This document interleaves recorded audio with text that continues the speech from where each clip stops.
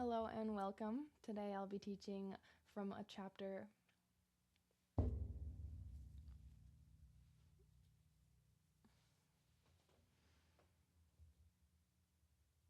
Hello. Today I will be teaching a chapter from A Course in Miracles. My name is Kaylee. I'm a clinical hypnotist and Hello. Today I will be teaching from A Course in Miracles. Hello. Today I'll be teaching a chapter from A Course in Miracles. My name is Kaylee. I'm a clinical hypnotist and a student and teacher of A Course in Miracles. What do? I'm a hypnotist that specializes in soul remembrance hypnosis.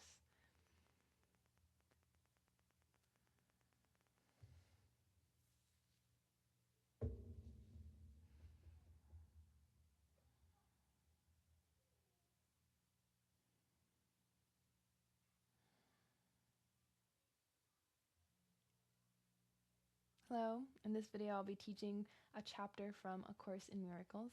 My name is Kaylee. I am a clinical hypnotist and student and teacher of A Course in Miracles. I specialize in hypnosis for soul remembrance, remembering that we are one with all that is. If you enjoy today's discussion, this is just a clip, a moment from our live discussion that I have on a monthly basis, a bi-monthly basis in my membership, Heaven on Earth Academy. That is not only a space for us to study the premises of A Course in Miracles unity consciousness, but a space where I guide you on a journey of soul remembrance, training your subconscious mind through hypnosis, advanced meditation, and breath work to identify, to remember who you really are. Unity consciousness, one with all that is. I hope to see you inside of our membership, see you on the live calls, see you in the community. Otherwise, enjoy this video, and I'll be posting on a weekly or bi-weekly basis. Let's go ahead, and if you are ready and able to, just drop in with one another. You can begin to find a comfortable seated position and then rest your eyes to a close whenever you're ready.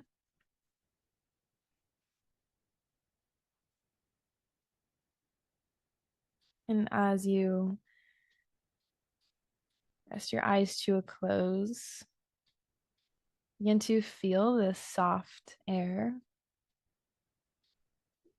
Inhaling through your nose, exhaling through your nose. Notice the coolness of the inhale and the warmth of the exhale.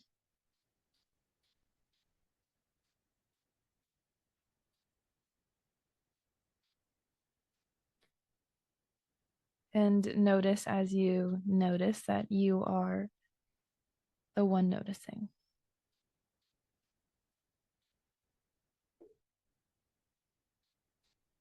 You are not the breath itself. Though the breath is happening through you,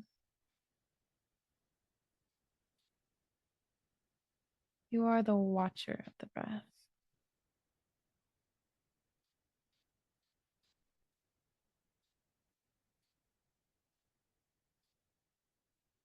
And it's interesting how you don't have to go much further or deeper in order to identify as your soul, infinite, indestructible. Always has, always will be. You don't need to understand the dimension or the characteristics of your soul, your essence, or consciousness. As soon as you become aware that you are aware,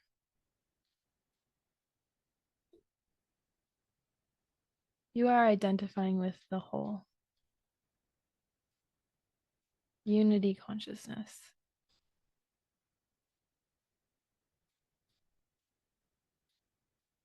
Maybe your awareness has stayed on the breath in and out of your nose, or maybe it's focused to the sound of my voice. Either way, can you hold that awareness of your experience? Maybe you're aware of the sound in your ears. Or maybe you're aware of the feeling of aliveness in your body as you listen to the sounds.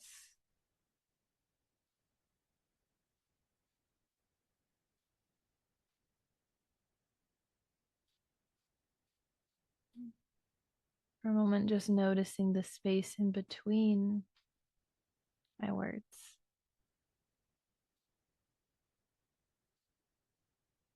Almost as if you could hear the silence in between every word. And that silence that you hear, you can then begin to feel that silence that is within you.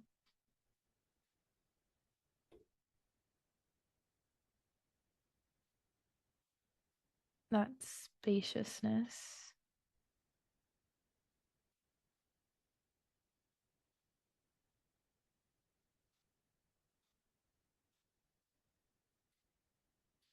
And if we look at life, the world form,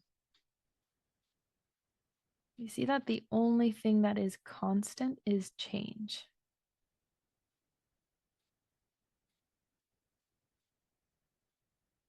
But in order to experience change,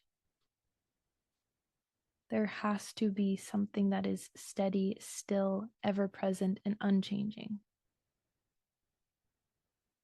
Just like if the whole world was blue, we wouldn't know what blue was.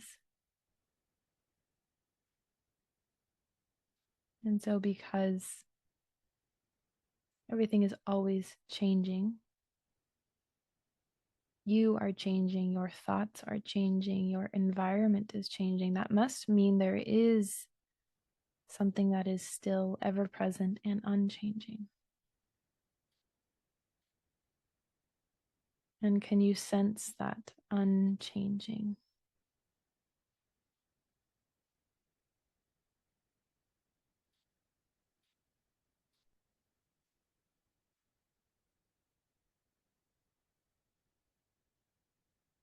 That who you were, who you are, and who you always will be.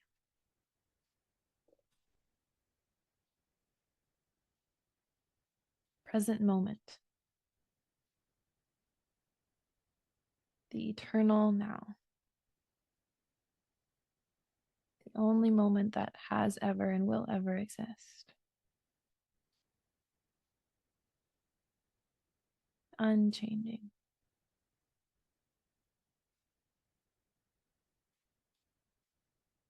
And as you sense this within you,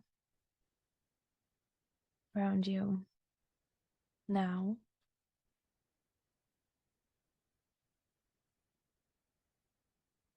notice the freedom. Maybe it's momentary, of detaching from form and focusing on the infinite, the eternal.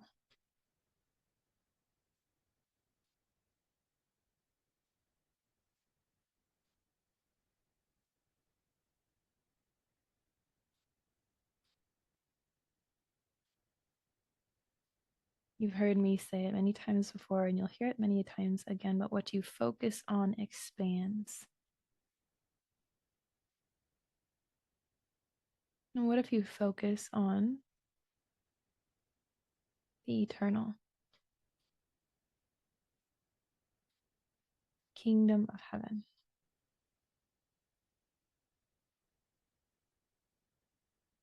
Maybe it just gets to the point where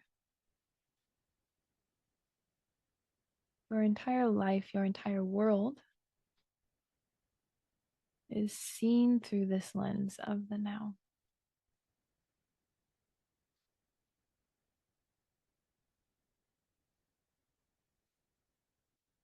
And now taking a moment to notice your life through this lens, seeing everything through either acceptance, enjoyment, or enthusiasm.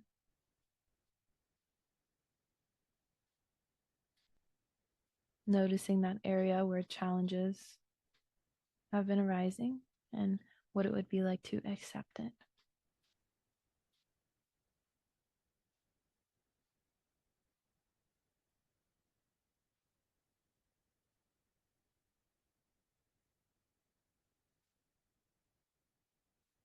Maybe that same area or a different area, noticing enjoyment.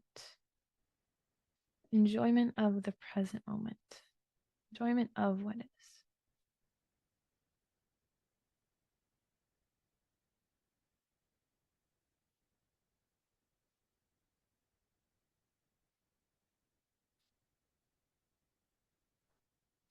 And now one other area, noticing enthusiasm. A gentle excitement to share, give, or love.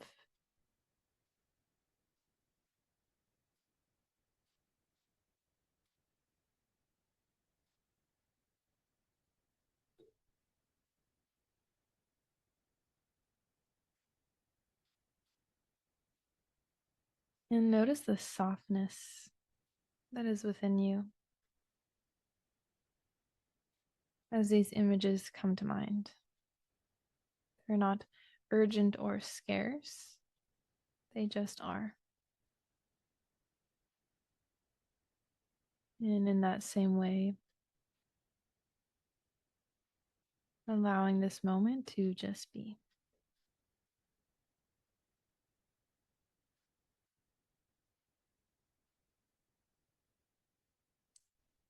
And then gently and slowly,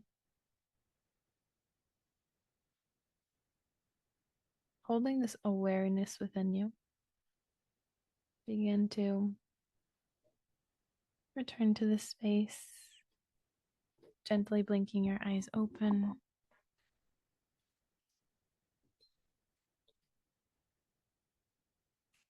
While still noticing that stillness within you.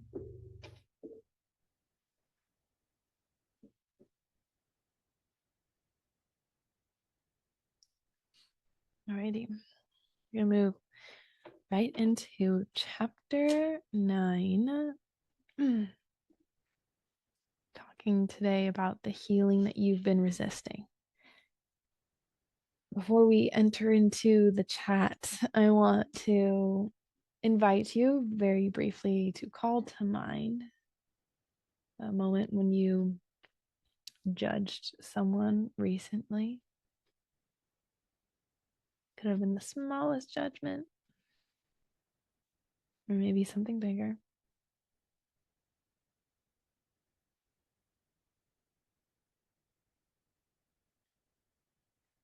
I'll share mine.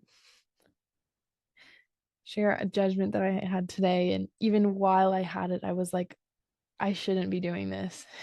And I still was like, I can't help it. I went to Celebrate today, the studio that I work for, and next to Celebrate is a Trader Joe's. And I pulled into my parking lot where there's no one ever at. And the parking lot was completely full, almost no spots. A huge line wrapping around like 3 buildings. And I pull up and I'm like, what are you guys doing? And someone just said Trader Joe's. And I was like, why? And the woman said, we're in line. And I was like, for what? Like, no one was like giving me answers. And then finally someone said Trader Joe's bags. And I was like, oh, and I've heard of these like cute little bags that are viral. But when I say this is the longest line I've ever seen for a grocery store, I mean it wrapped around the entire center. And I think that people were waiting for like 3 hours, I believe, maybe longer than that. And everything in me was like, oh, these freaking materialists, they care about this like $2 bag and they're only 3 hours. I was like just like finding reasons to judge. And I was like, why do they care about that so much? And then I was like, why do I care about what they care about? And so I was just really noticing my judgment. And I wasn't doing the whole like guilt shame thing where I was judging myself for judging. I was just like, okay, like there that is. And though I don't want to necessarily partake in this deeper or in the future, here it is right now. And that really goes directly into what it is that chapter 9 is talking about. This first sentence says, the alertness of the ego to the errors which other egos make is not the kind of vigilance the Holy Spirit would have you maintain. I'm so grateful for A Course in Miracles for just like calling it like it is. Because what happens oftentimes in spiritual communities in this space is holier than thou symptoms arise, where someone goes, I know the truth about humanity and the world, and you don't. You're doing this life wrong. And this is like the first thing that it calls out in this chapter. It says, the alertness of the ego to the errors which other egos make is not the kind of vigilance that the Holy Spirit is asking of you. The Holy Spirit isn't like, be good and love others and give love and make sure you notice where other people are doing things wrongly so that you can call them out. It's like, no. This is not where your attention should be focused at all. And for those of you growing up in religious settings, I'm sure you have experienced a lot of the holier than thou I can't say that. I can't project that. Maybe you didn't. But in my personal experience in the church, it was like, I know what's right. You have to do what I know is right. Otherwise, you are a sinner, not worthy. Enter sentence statement. So this next blurb that I'm going to share is it's a little bit of a longer one, but it really shares this exact thing in detail, and I feel like it's the perfect example of what it is we're actually here to do. It says, errors are of the ego, and correction of errors of any kind lies solely in the relinquishment of the ego. When you correct a brother, you are telling him that he is wrong. He may be making no sense at the time, and it is certain that if he is speaking from the ego, he will be making no sense. But your task is to tell him that he's right. You do not tell him verbally if he's speaking foolishly because he needs correction at another level, since his error is at another level. He is still right because he is the Son of God. His ego is always wrong, no matter what he says, no matter what it says or does. You point out the errors of your brother's ego, you must be seeing through yours, because the Holy Spirit does not perceive his errors. This, I remember reading this for the first time and being devastated, because I love to be right. I love to be right. In all of my former relationships, I genuinely was like, no, I'm right actually 100% of the time. And like, you just need to see how I'm right. And like, hindsight is 2020. I'm like, oh man, I'm so sorry for all of the people that I just like put down and made their opinions wrong. This is saying like the exact opposite. It's not only saying they're not wrong, but it's saying to tell them that they're right, essentially. And it's not necessarily like if someone is being like absolutely delusional, saying like, you know, we'll say like who's to say someone's like claiming that they are Jesus Christ and that they've come to sacrifice themselves. It's, not to say like, hey, maybe don't sacrifice yourself. Like, you could say those things, like say those words to prevent someone from whatever, creating harm on themselves or another. But it is that they're right, in the sense that if you defend against someone and say, no, you're not, because this, and as soon as you defend, you are identifying with your ego and thus proving their ego correct, because egos want something to come up against. Egos have to have an opposition in order to hold themselves up.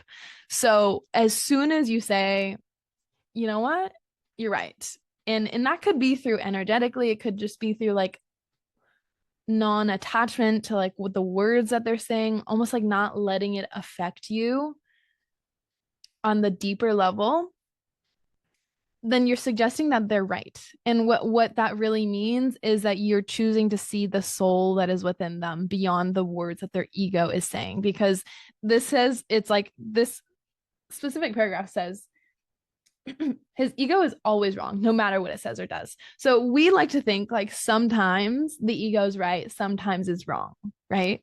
Sometimes the ego is wrong. Like, this person is wrong. I didn't do that. I didn't do those things. And what this is saying is like it's always wrong. It doesn't matter what it says or does. It could be wrong in the sense that this person's ego misperceived the context of the situation. But ultimately, even if this person's ego was talking about something that's right, it's still from the ego. And so it's wrong no matter what. It doesn't really matter what it says. Our responsibility is to see beyond the ego, see the soul that is within this person, see the truth of who they are. And in doing so, we not only dissolve their errors, their ego's errors, but we dissolve ours. And this kind of reminds me of what Michaela was talking about earlier, of like truly recognizing that the love that we desire is within ourselves. And I want to like tie this full circle, is because A Course in Miracles is a non-dual text, but it's so relational. A lot of non-duality is DIY, like do it, be alone, do it yourself, find your connection to consciousness, unity consciousness, but do it alone in your room and have fun. And A Course in Miracles is unique in that it's entirely interpersonal. It says that heaven is entered 2 by 2. It says that you find the love that has been within you through other people, not from them, but through them, by seeing through their flaws, their errors, what you believe is wrong about them, where you believe they're fucking up in life, where you believe that they're fucking up in the relationship. When you choose to relinquish those and let those go, then you see the soul in another. And in seeing the soul in another, you have to see the soul that is within you. It is absolutely inevitable. It's just part of the game. It's just part of the process. So that last sentence says, if you point out the errors of your brother's ego, you must be seeing through yours, because the Holy Spirit does not perceive his errors. So this is saying, if you're me, point the finger back to me here today, when I was like, these people just care so much about worldly things, and they care about a bag. And I'm pointing out whatever, where the worldliness I see in them. I have to be seeing through my ego. I have to be then solidifying, identifying as form, ego, limited, in order to see the judgment within another. And I think this is so powerful, because it becomes really easy to see where you're wrong. It's like every single time we're judging another, it's just like, oh man, it's me again. Still me. Man, that's crazy. I really thought it was you this time, but it's still me. And it's not to say, it's interesting that we've been having this conversation about boundaries and inside of Paid for Your Purpose. And it's not to say that, someone does something that hurts you, you have to go, oh my God, it's my fault, and I can't do anything about this because it's all my fault. It's like, no, say what you need. Don't take it personal, Don't get angry about it necessarily. You don't have to get like, you don't have to have this charge in order to say what needs to happen in the situation of like how it is that we're going to move forward. Just give like a super clean and clear example in this situation. If someone, I had a friend that got upset at me for something and yelled at me, let's say, like said, name called me. In that situation, I would ideally, who knows? Ideal situation here.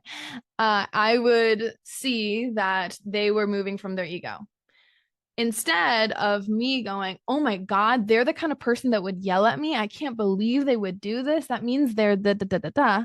That would be me identifying with my ego, thus solidifying their ego, and then having more opposition. I would say, I don't believe that this is the truth of who they are. As in, there's a soul, there is an element of them that is truth, that is the Son of God here. I'm willing to see this differently. I'm willing to see the truth of who they are. Just like I imagine it going like through me. It can't even freaking touch me because they can't be talking to me because my soul doesn't respond to that. The only person that would respond to that is my ego. Then from that point, I don't have to be like, oh, like best friends, like I don't have to say like act like nothing happened and just like pretend to be okay. If there were boundaries that were crossed, let's say, if there were things that I'm not okay with, I can say, hey, I don't appreciate the way that you talk to me. You talked to me. I understand that you were hurt and I'm willing to hear you out and move forward. But if we want to move forward, I would like the conversations to be neutral. And if you need to take some time, that's okay. Very different than I need to set a boundary here. You can't talk to me like that. You're not allowed to da da da da da da. And if you're going to, then I don't want to be your friend. See the difference between boundaries?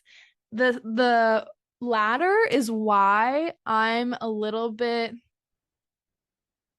discerning with using the word boundaries a lot of times, is because I see that's how people think boundaries work. It's like, nope, that's not okay. Boundary. And just like a way to like actually defend.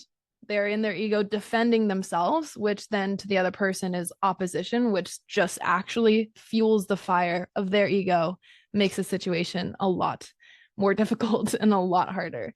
So that is the clean and clear way to not choose to see the ego in another, but to see the soul, and in doing so identify and solidify the soul that is within you. I also want to briefly talk about why the ego loves opposition and why today my ego was so quick to judge people that liked bags. And it's because the ego needs opposition in order to survive. It believes that it is in competition with everyone, everything, and that in order to become better, it must become bigger. In order to become bigger, if it's in competition with everyone and everything, it has to make others smaller. And so this is why the ego loves gossip. Even in the first moment where you tell someone, oh my gosh, I know something that you don't know, that is the ego saying, I know more than you. And it's a way to make it feel bigger.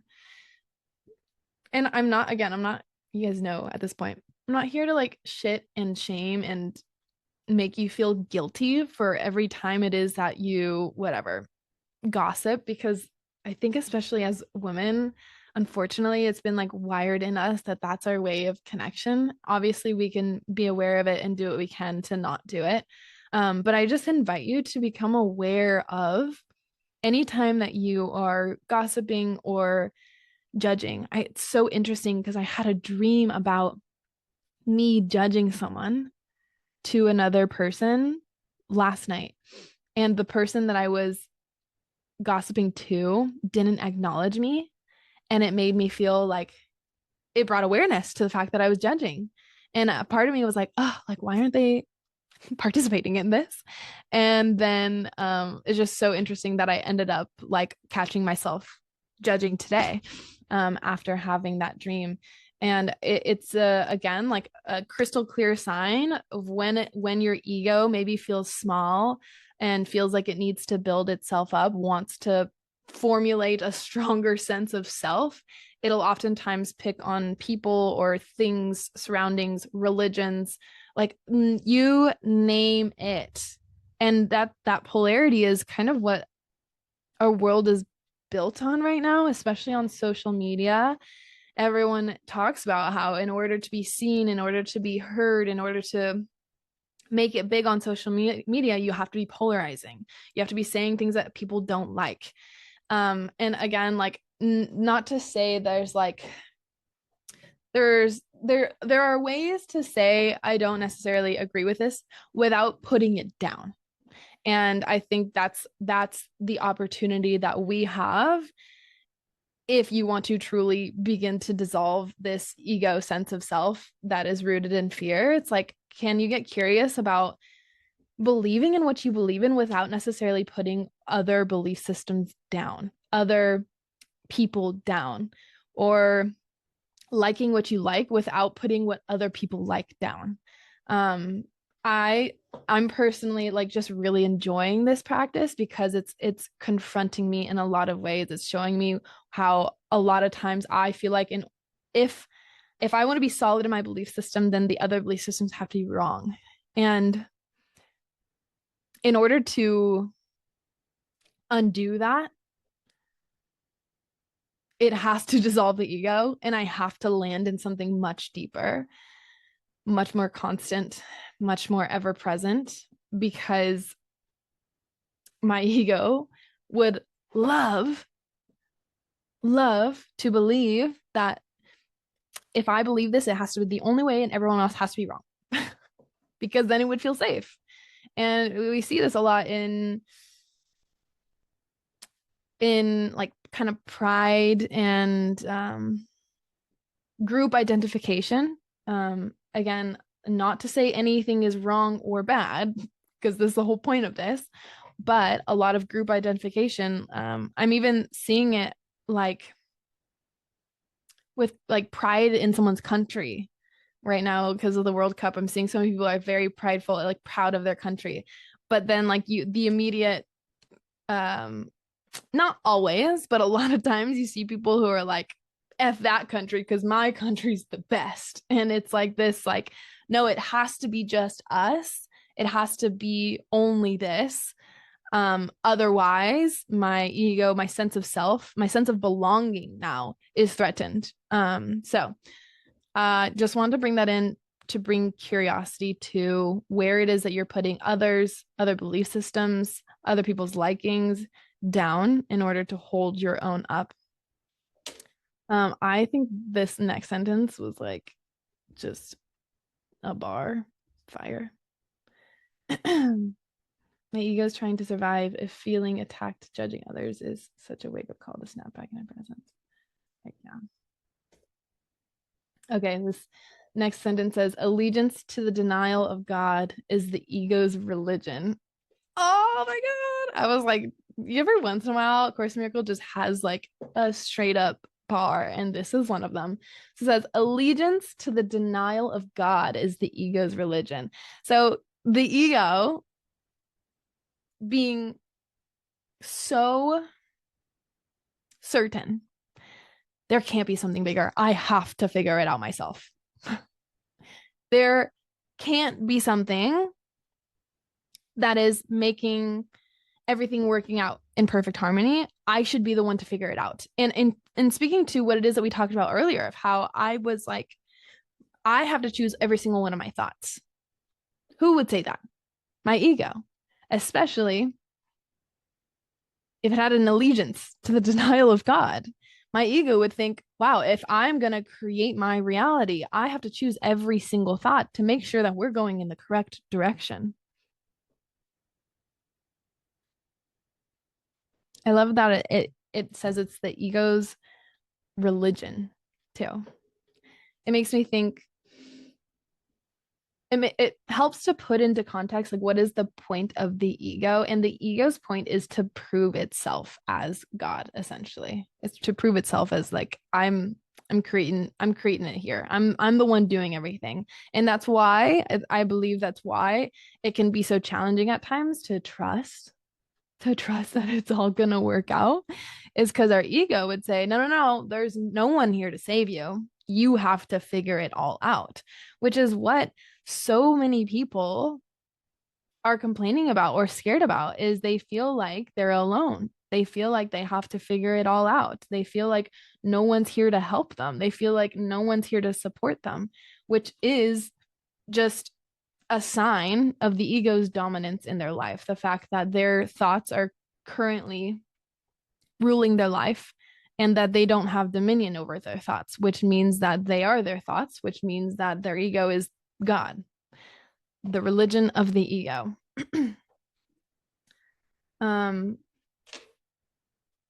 Now this our next chapter says, you always receive as much as you accept. You could accept peace now for everyone you meet and offer them perfect freedom from all illusions because you heard. You always receive as much as you accept. I feel like we hear this oftentimes, it's like, what is that one quote? You receive the love that you think that you deserve. You always receive as much as you accept. And something that's come to mind recently for me around this is, in truth, we have everything. Consciousness, we're one with it. So we have all that we need we have love, we have joy, we have pain, we have sorrow, we have everything. Our only responsibility then is to accept that we have it. And I feel like this could say this a million times in this book, but to really allow that door to open up your mind, like, what would it be like to actually accept it right now? To accept more love, to accept the help, to accept the peace. Because in truth, it's really just our thoughts that say, no, you can't be at peace because X, Y, and Z.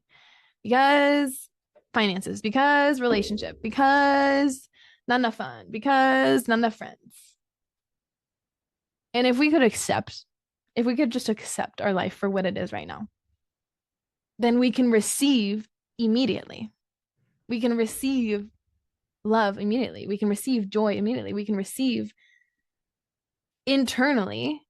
And in doing so, I know you guys know how manifestation works. What do you think happens? The very thing that you think that you're missing will just show up because we've accepted it firsthand, inwards.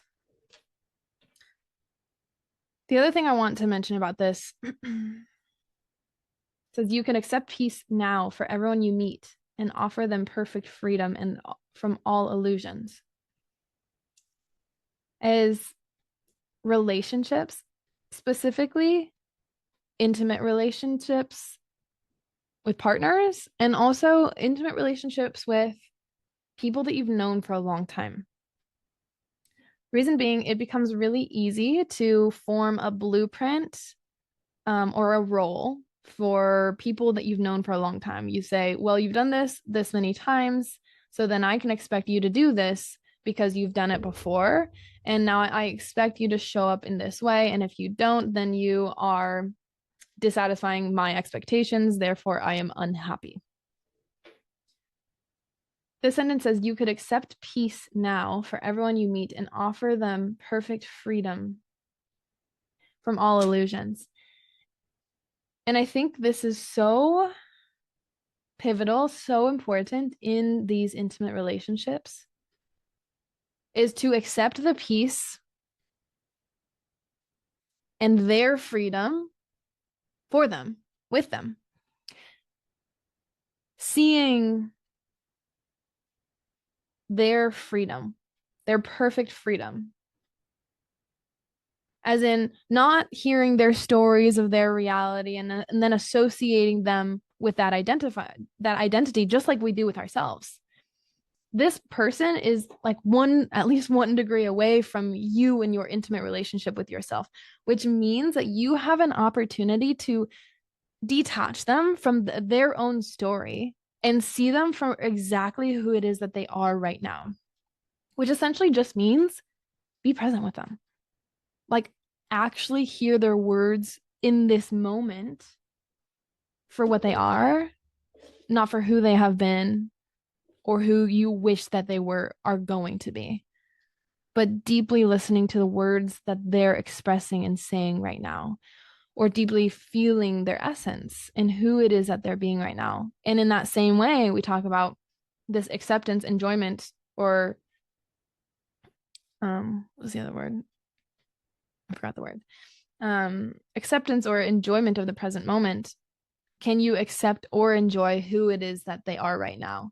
And in that way, you free them of their burdens, free them of their story, freedom of their whatever they're holding themselves to, and subconsciously whatever you're holding them to. They can immediately relinquish. And in doing so, the relationship changes and it's going to shift to reflect.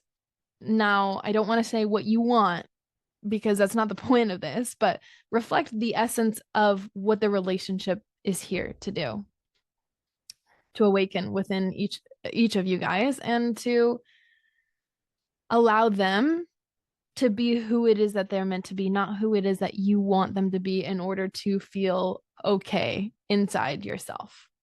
I just feel like that's such an important piece, especially because A Course in Miracles is so relational, that we have the opportunity for the people that are closest with us to free them just by being willing to see the essence and the truth of who it is that they are beyond what we think that they should be or who they have been even.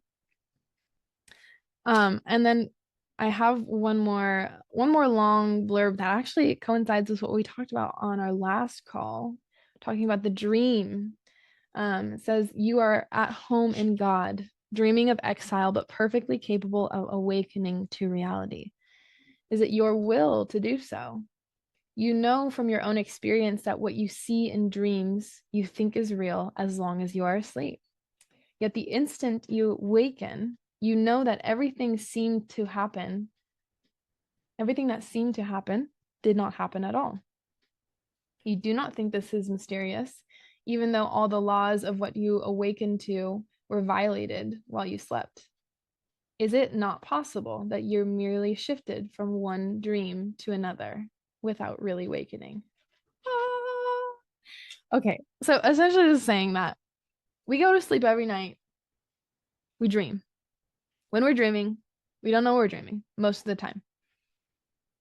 And then we wake up and we go, wow, that was a crazy dream. But we're not like, oh, that couldn't have been because in my dream I was flying, and flying doesn't exist. We just know, yeah, that was just a dream. We don't think it's mysterious. We don't think it's crazy that we were dreaming and then we woke up.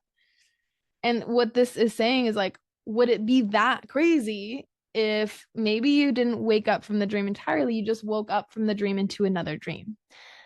Saying that this dream, this reality that we're experiencing is a dream. We're not, and waking up from it just becomes the same way that we wake up from a dream. We go, oh, that was a dream.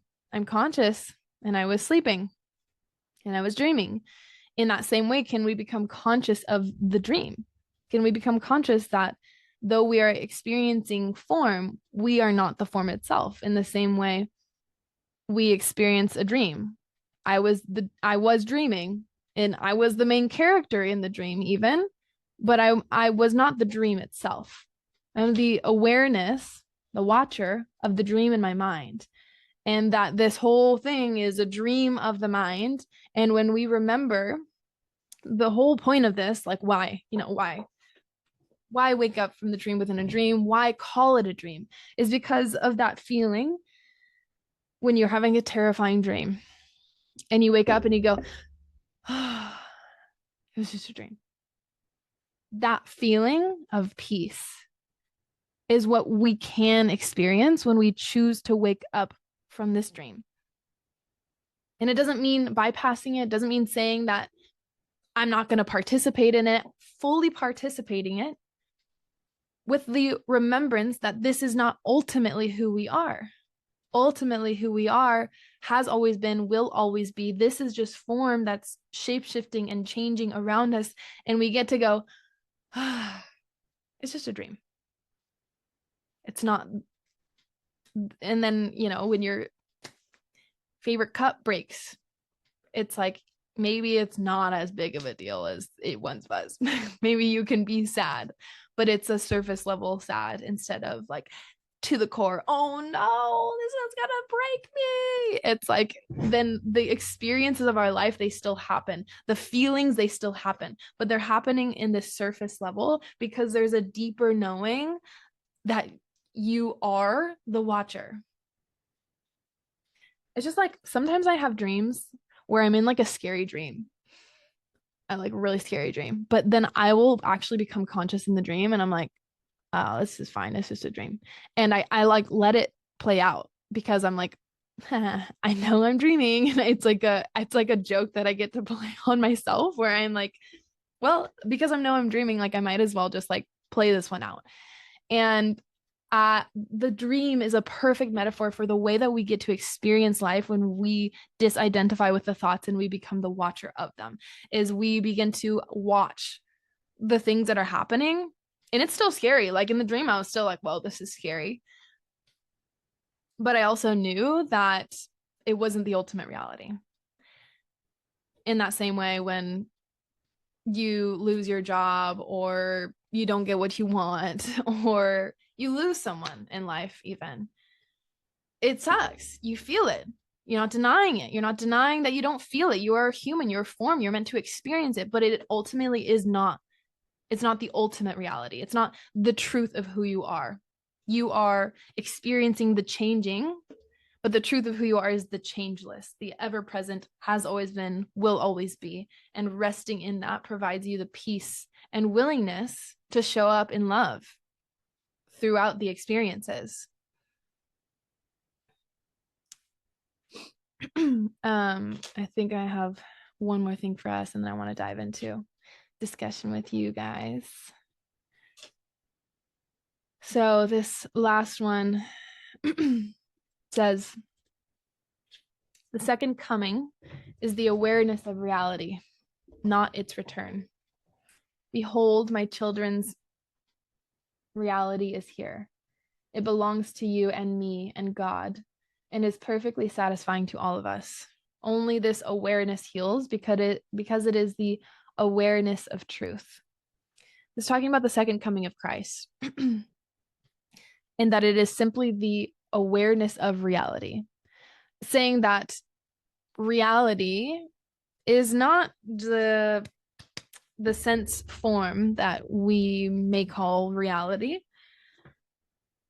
It is, like we were talking about, the all consciousness, has always been, will always be, love. There's so many different names for it, but ultimately we cannot name it because it is the nameless. It is not form. It just is the isness of life. And it says that the second coming is the awareness of reality, not its return, meaning it's not that a new heaven is going to come and everything is going to change. It's just that we will become aware of this reality that has actually been here the whole time. We have become so obsessed with the dream. We are essentially like imagining this is a dream, right? We are like the main character of a dream, and we're so in the dream that we forgot we're dreaming. The second coming is the remembering, oh yeah, I'm dreaming. And saying that it's here now. It belongs to you and me. And only this awareness heals because it is the awareness of truth. We can put band-aids and patches on things. Comes to mind is, I'm not happy. So, okay, I'll get more money because money buys happiness, right? These are band-aids, essentially. We oftentimes seek for things, materials, relationships, happy endings that we believe will help us feel whole and feel good. But the only thing that really heals is this awareness that we have and we are everything, this awareness of reality, because it is the awareness of truth. And that is what we're here to seek and embody. And I want to leave on this note. We talked about it briefly beforehand, but it seems as though both Michaela and Alyssa mentioned feeling like more clear on the direction, the purpose, the focus, what we should be focused on. And I just want to reiterate and solidify that and invite you into making your only focus God, your only focus awareness, your only focus being here now, being with what is, because it is the ultimate reality. And I want to just paint the picture of like, why focus all the way on this when there are so many other things in my life. I could focus on money, I can focus on relationships, I can focus on and though while those things are true, like I mentioned, those as band-aids, and the paradox is that when you focus on God, when you focus on the present moment, all of the things that you would want or better would directly come to you.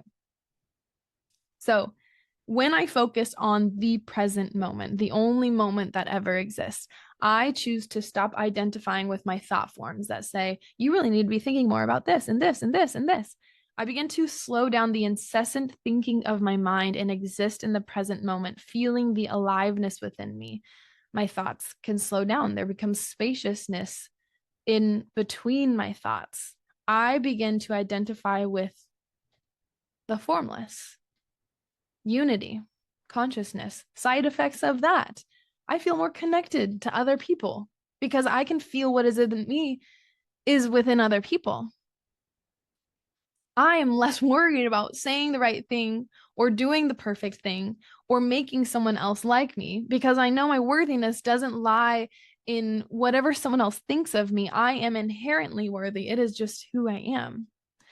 This is where you become a vessel for love to move through you. All of a sudden, what you thought that you wanted in order to make you feel worthy matters so much less.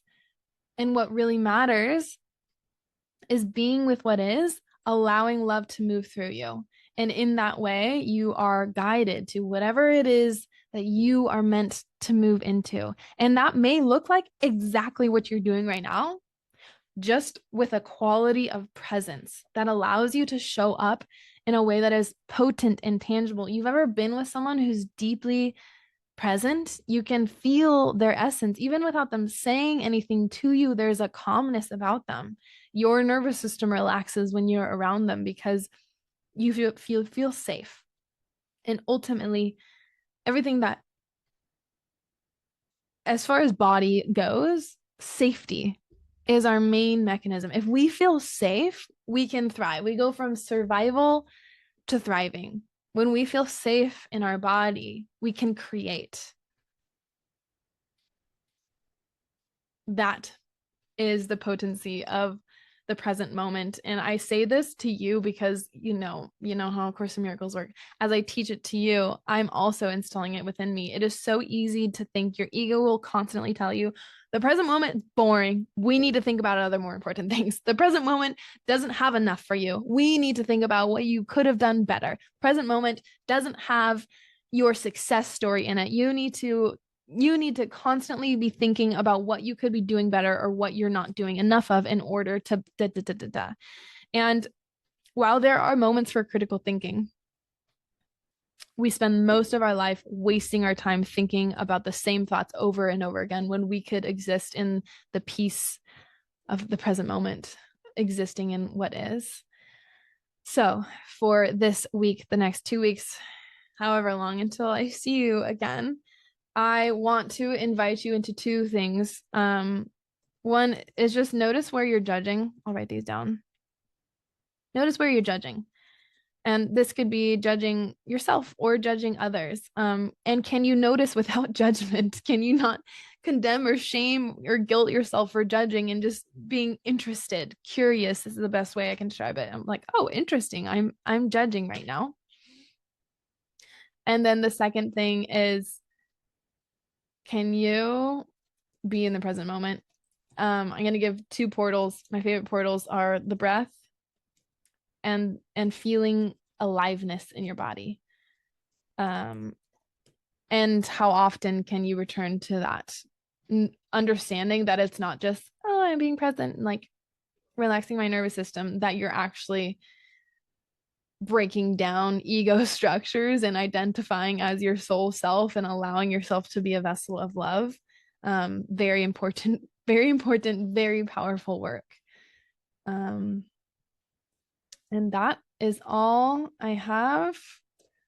I'll send that to you guys, and then I would love to open up the floor for discussion.